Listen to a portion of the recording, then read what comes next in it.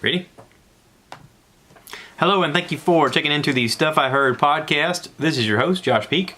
Nice to see everybody. How's everybody doing? Of course, I say see you. If you're listening to the podcast, you're like, you don't see me. Maybe I am. Maybe I'm inside of your little machine there, inside of your radio, inside of your Bluetooth, and I'm going, hey, what's up, man? What are you doing?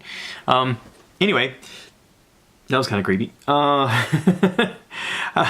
would like to say hello to everybody, and I am off work today.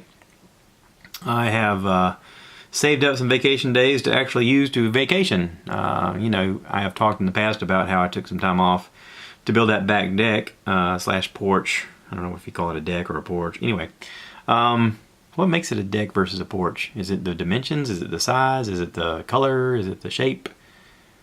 Does a porch have a screen and a deck doesn't? I don't know. I always used to call it a porch. I never heard the word deck until I became older. Maybe that's one of those new terms like Applewood smoked bacon. I don't know. I have to look that up. Anyway, let's talk about stuff I heard, okay? Because that is what the podcast is called. Stuff I Heard. Now, I heard a great podcast from Second Chance Church.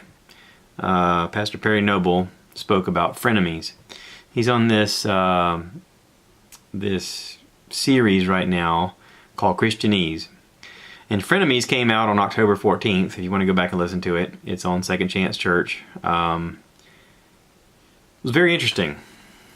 It talks a lot about how people judge and people appear to be your friends until you need help. He talks about Job. And it kind of hit home with a lot of things.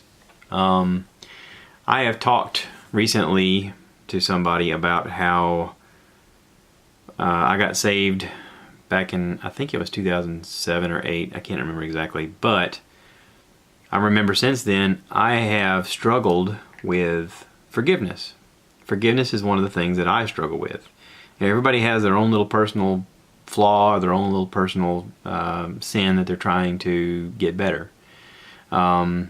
Forgiveness was the hardest thing for me. I just couldn't seem to forgive someone in particular for something that they did that was horrible. And I couldn't get over it. I couldn't move past it.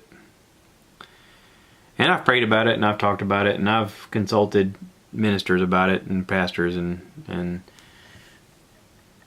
you know, forgiveness is one of those things that I'm still trying to get over, and I'm still trying to deal with. And I acknowledge that, and I am trying. But this podcast kind of hit home and discussed about how, you know, we should all learn to forgive.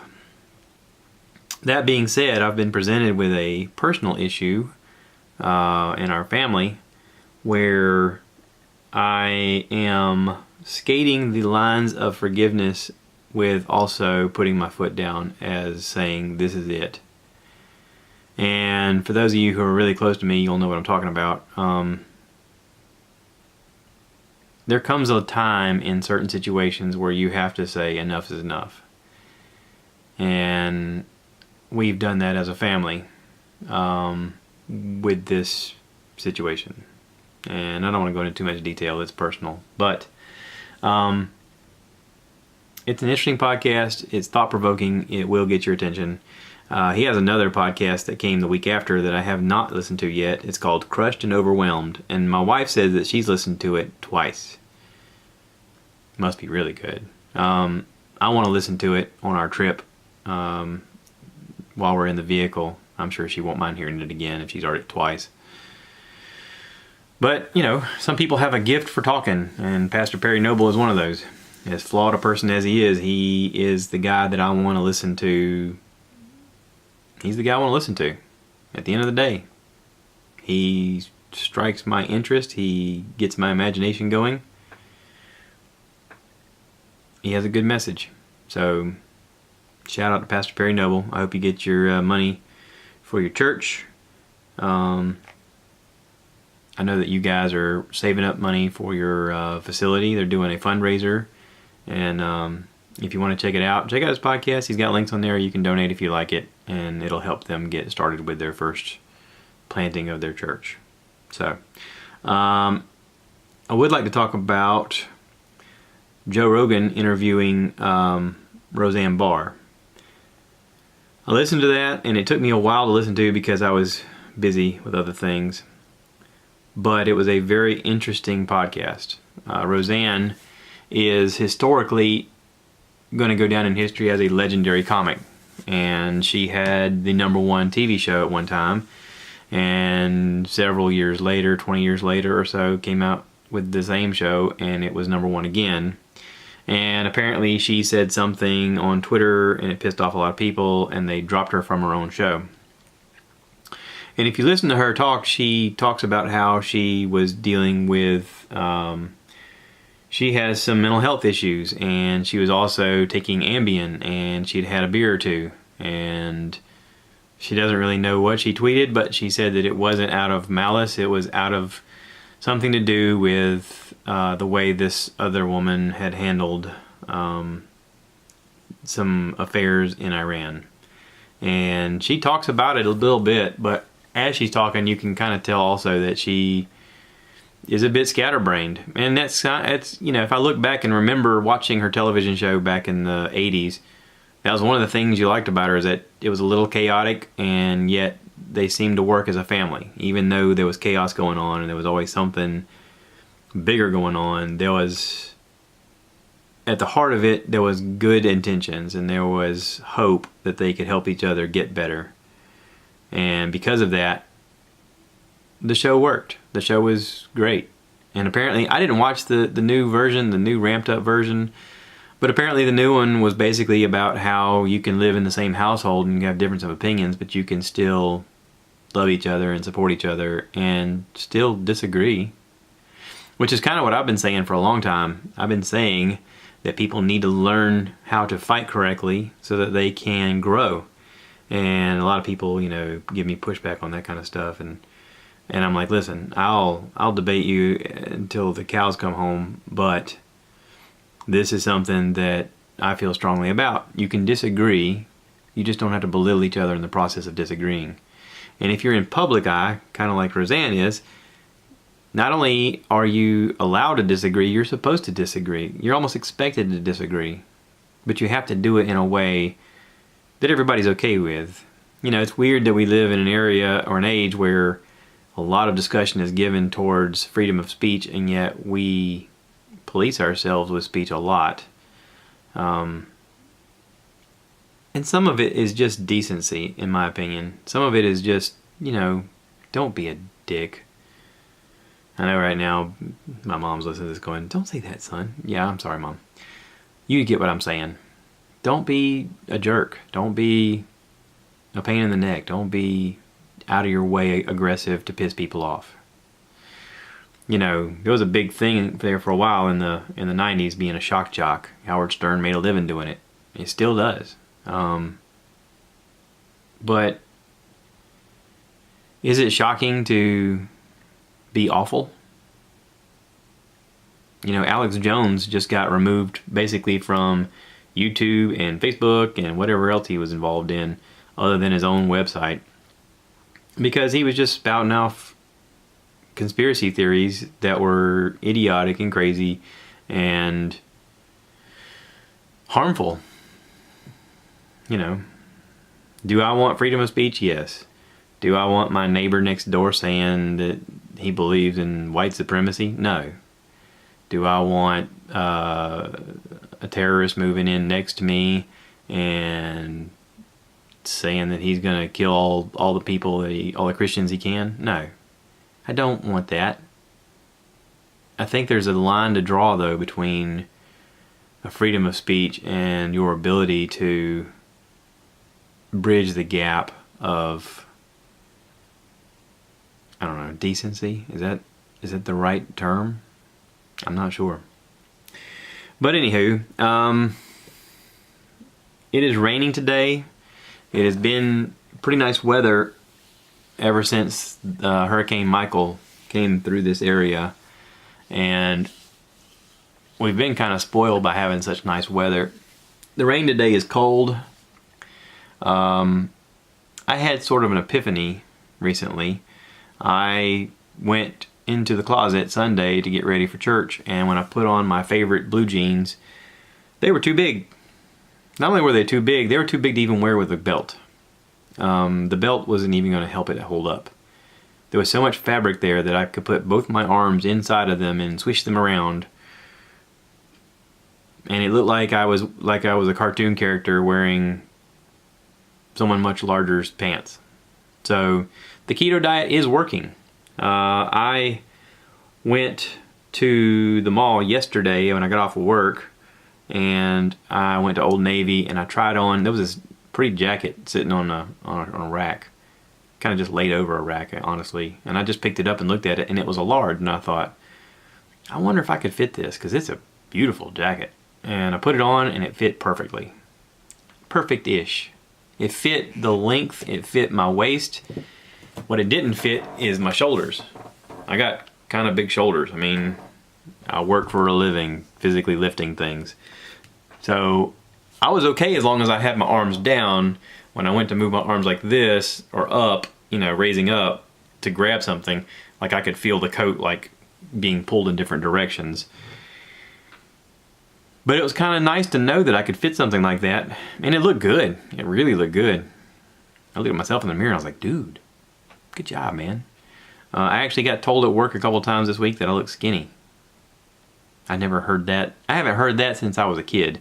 When I was a young man, very young, I used to not eat a lot. My mom actually took me to the doctor once because she was concerned about me. She thought that I was having an eating problem or something, and I just wasn't hungry.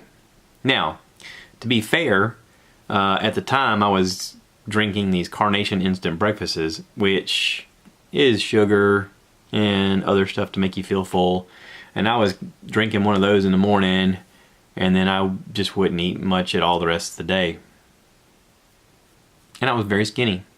They used to tell me that I didn't eat enough to keep a bird alive. I heard that a lot. Well, that continued until McDonald's came out with chicken McNuggets. And when that happened, everything changed. Because we didn't go to McDonald's a lot, but we did go to the grocery store, and there were competitor brands that were putting out their version of the chicken McNuggets that you could heat up in one of those toaster ovens. For those of you who don't know, toaster ovens were a big deal when I was a kid. It's exactly like it sounds. It's a toaster and an oven, and it sat on your countertop, and it was probably a huge fire hazard because it got extremely hot. If you ever touched it or had anything on top of it, it would melt. The insides of it would get up to 500 degrees, and it was made out of metal. So you can imagine it's just a fire hazard all around. But my mom would buy these frozen chicken nugget meals from, was it Smithfield, Swanson, something like that, or one of those knockoff brands. I'm not exactly sure. She would buy them once in a while and put them in the freezer, and she worked a lot, and I kind of had to figure out some food once in a while, or maybe I took the liberty of, hey, she's not here, I can go ahead and make these. And I eat a lot of chicken nuggets, and chicken nuggets, if you look at what they're made of, especially back then, it was remnants and breading and a lot of preservatives, and they were delicious. But also I suddenly went from being the kid that everyone said that I didn't eat enough to keep a bird alive to now I'm with my mom in Sears, and she's putting the husky pants on me and saying, oh honey, is there enough room right here? And she's grabbing my crotch and swishing it around like, Mom, stop it, there's people watching. I became the husky kid. Remember that? Does anybody remember that? Going to the store and buying the pants that say Husky on them? They were actually a brand at one time called Husky. And you know who you were, because you looked just like me. You were shaped like me. You know. Chicken McNuggets. But keto is actually paying off right now. Keto is kicking butt right now. Literally kicking my butt, taking it away. I don't feel cravings. I don't feel hungry. I'm not like, oh my God, I just gotta eat something. I feel like I'm fading away. I feel super. And my wife made a comment the other night. She's like, I feel the best I've ever felt on this diet. She goes, I don't know what it is, but I want us to keep doing it. She said, I don't see us stopping. I said, I don't either. I enjoy everything we're eating. I would like for us to be able to get summer squash year round, because right now our summer squash is looking pretty sad. But we are getting cucumbers still, which is really strange. They must be getting them from California or something, because around here I know the crops have stopped making cucumbers. But the cucumbers they're getting right now look pretty good, and we're enjoying salads. And broccoli is always good because you can get broccoli frozen and then just, you know, steam it, which is what I've been doing lately. I don't know if I mentioned this before, but I used to hear, this is stuff I heard, right? I used to hear as a kid that broccoli, or that that if you heated stuff up in the microwave, it was basically, they call it nuking it. Oh, you're gonna nuke that? Because the idea was that nuclear waves or some kind of gamma rays or something was going to get into the food, and it was going to make you poisoned. And you know, they used to tell us when we were a kid, don't get too close to it. You're going to get that nuclear power, man. It's going to fry your brain. And we were like, oh, and we'd step back away from it. But I listened to a podcast with Neil deGrasse Tyson. Of course, I should get like I should have like a little bell I ring every time I mention Joe Rogan. It was on Joe Rogan's podcast, Joe Rogan Experience. If you're interested, go check it out. Neil deGrasse Tyson is what I call one of the smartest humans on the planet. He came out with a book a while back. I think it was like 2 years ago. It was called Astrophysics on the Go, or Astrophysics, A Quick Guide to Astrophysics, or something like that. Anyway, I'm not going to look it up. You look it up. You get your own podcast and you complain about how I don't do this. How about that? Yeah. I'm sorry, I don't mean to be a jerk. I just imagined my mom going, or my wife going, why don't you ever look it up and like tell people what it is? Yeah, okay, fine. You're not even here, and I'm like, okay, fine, I'll look it up. I'm looking up the Google, okay? That's what what's his name called it? Neil deGrasse Tyson Astrophysics on the Go. Let's see. According to Wikipedia, Neil deGrasse Tyson is an American astrophysicist, author, and science communicator. Yes, he is. It's called Astrophysics for People in a Hurry. Apparently it's really good. I haven't read it yet. I am really tempted to download it as an audiobook and listen to it on our trip. My wife would hate that. But it's fascinating. He's fascinating. He talks about microwaves, and he says that what it actually does is it sends waves through whatever you have in there, and it speeds up water molecules. It makes water molecules vibrate.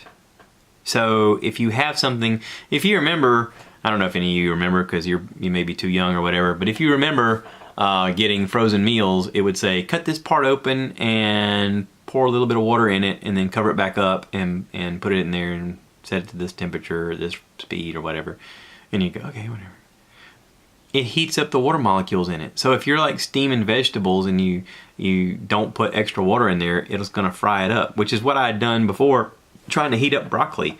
I love broccoli steamed, but if I don't put enough water in the container, there's nothing for it to vibrate and it burns. So what I've been doing lately, if I'm going to microwave it, is I put it in a glass cornware dish and I pour about this much water in the bottom of the thing, and then I microwave it.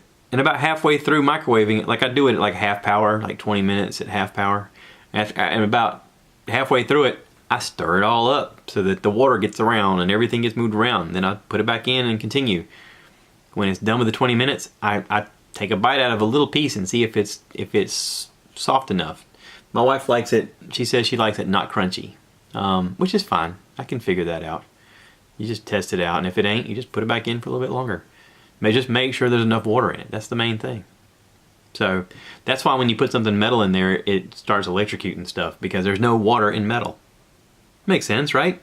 Yeah. See? You learned something. Who would have thought you had tuned in to me and you learned something from stuff I heard? This is something I heard from another podcast, and here you are learning it.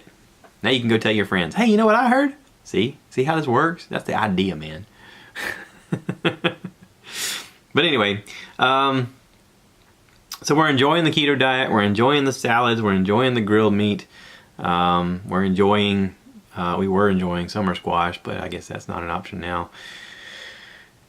I got to read this KetoConnect.net website. and see if they have any recipes for soup. I want some soup ideas. A lot of things that you put in soup or that you make soup out of has sugar in it, hidden sugar, and I don't want hidden sugar. I want to keep on this healthy diet.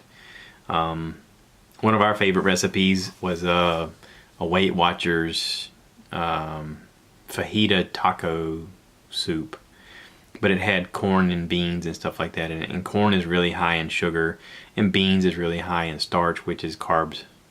So I need to find something else, and I will. I'll find something else.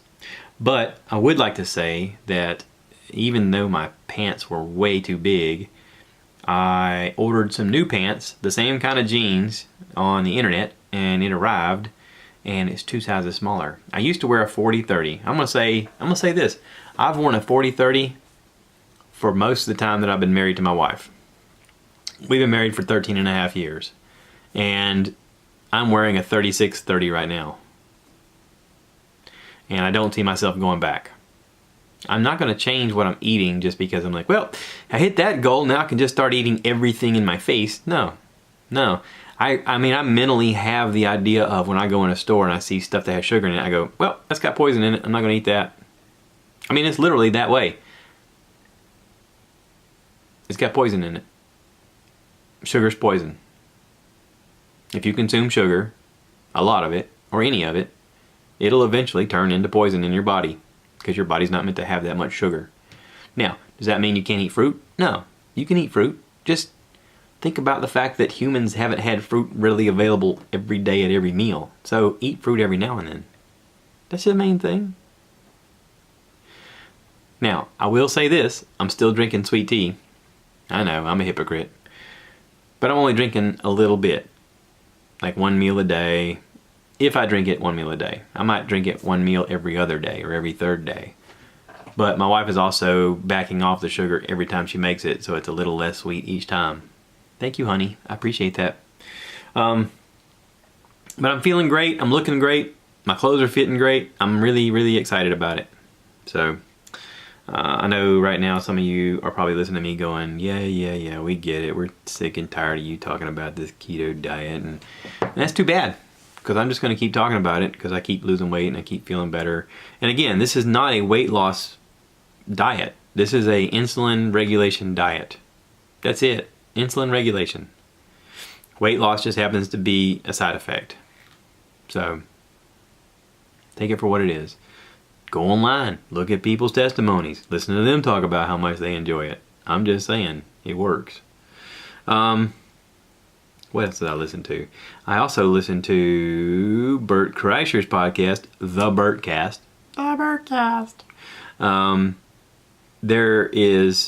There was a bunch of episodes that I hadn't caught up with, and I listened to a lot of them.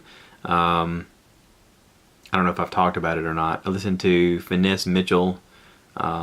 He was a football player for Miami at the same time that Bert went to Florida State, and they both became comedians around the same time, and just haven't bumped into each other much until recently. And Finesse Mitchell apparently has his first special out. Blah, blah, blah, blah. It's on Showtime, and he talks a lot about doing movies and television, and if you look him up, you'll go, oh yeah, I know that guy. I've seen him and stuff. He was on Saturday Night Live. He's a funny guy, and was an athlete, weirdly enough. Okay, so I'm listening to, right now, I'm in the process of listening to episode 312. Who says that? Episode 312. Am I going to call my episode 40 or 47 or 48, whatever this is? Listening to him talk to Gary Owen. Gary Owen is very interesting. Gary Owen has a very interesting past, and it's a good listen. I'm about halfway through that, and I will probably keep listening to that, much to the chagrin of my wife, who will probably be like, oh my god, enough of Bert already. So that's it. That's all I got. That's all I listen to. On television, I am still watching Anthony Bourdain's Parts Unknown. I saw a great episode where he was in Georgia, the country of Georgia, which is in Russia. It was good. There was an episode where he went to Greece. That was good. And then an episode where he went to Montana, specifically to Butte. And I have never seen pictures of Butte. I didn't know the history of Butte. But apparently Butte is a town because of mining for copper. Apparently copper was a big deal and basically helped run all of the electric lines across the United States, and that was the #1 copper mine for a very long time, and a city grew up around the mine. In the episode, he goes pheasant hunting with Joe Rogan. See what I did there? I put a Joe Rogan shout out in there. If you haven't seen Joe Rogan's special on Netflix, go check it out. It's really good. I think it's called Stranger Times. Stranger Things. Stranger Times. It's the poster that he has on the internet looks like the Stranger Things show that's on Netflix, but it's I think it's called Strange Times. Anyway, go check it out. But it's an interesting episode where they go pheasant hunting and they talk about public land, and they talk about, you know, the right to hunt public land versus the right to hunt private land, and they go out with some guides and they hunt together with some other guys, and of course they get some pheasants and they cook them up and eat them and camp out.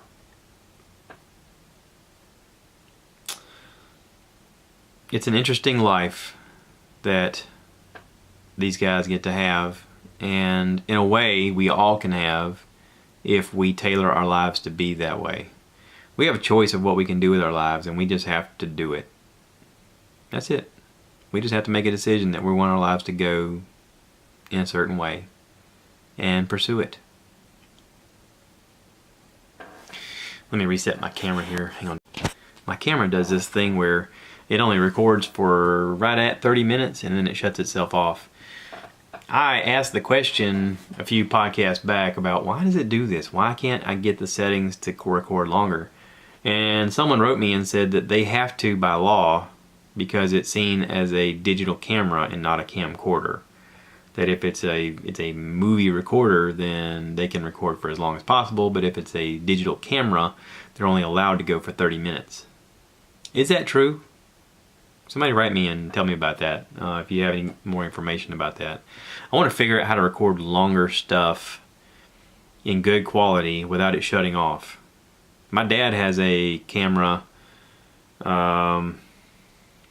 it's called a Tough camera. I think it's an Olympus.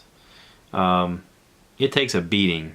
If you've ever watched any of my dad's videos, especially the ones he's doing lately of building that deck out of my old porch, he has a few videos where he's picking up these boards and he whacks the camera and you see, and he'll go, "Oh, I dropped you guys," and he'll pick the camera back up and he'll sit you back down. The camera takes a lot of abuse, and yet for some reason it's a camera, but he can set it up to record and it'll record hours of stuff until the battery dies. I don't know how it does it. No clue. Maybe he'll hear this and he'll tell me about it. Maybe he knows. I don't know. I'm amazed at the stuff he knows. Pretty fascinating guy. I went over to take my neighbor Paul some little gifts my wife had put together to kind of thank him for his help, and I sat with Paul and talked to Paul for quite a while. And for those of you who don't know, my neighbor Paul helped me build my back porch / deck with the pergola. And you know, Paul's wife passed away a few years ago, and Paul, to me, is fascinating. But also, like, I get it. Like, he's lived a life. He's 76. He's lived a life, and the person that he thought he was going to spend the most time with is no longer there, and it's heartbreaking. And I feel for Paul. And it reminds me that we need to take every opportunity we can to thank the people around us and to spend time with the people we care about, because none of this is guaranteed. You know, take life by the hand, or what is it? Grasp life with both hands. Something like that. You know, no one's gonna live your life for you. You have to live your life.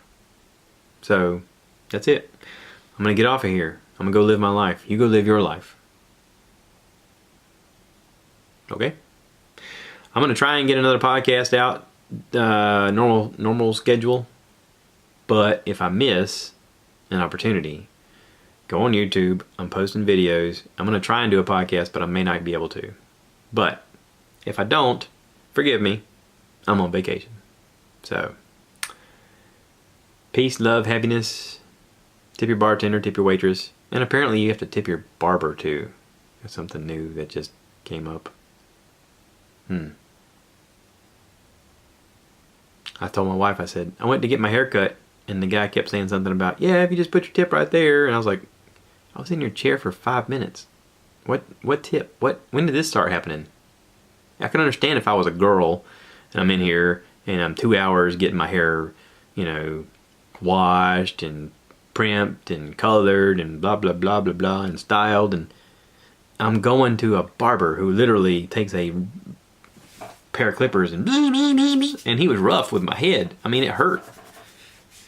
He wasn't, you know, gentle or, you know, I'm gonna do a good job. Even when I got out of the chair, look at my hair. Even when I got out of the chair, I was like, it's okay. It's alright. It's not a great haircut. It's okay. It's serviceable. I've only had one great haircut out of that barbershop ever. And I say barbershop loosely. It's Great Clips. Okay? I know a lot of them are just getting their license to cut hair, and they're in there trying to get started, trying to get some experience so they can open up their own place.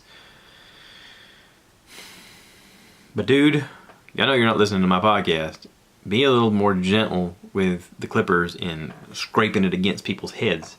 I mean, I've been in the military. I understand where you can get a decent haircut and where you're just being an aggressive douchebag. And that's what this guy was doing. And he kept saying something about tip. And I told my wife, I said, am I supposed to tip him? She's like, if you feel like he deserves it, yeah. I was like, well, he didn't deserve it. She goes, then don't feel bad about it. And I was like, okay. Fair enough. So, that's it. Bye, y'all.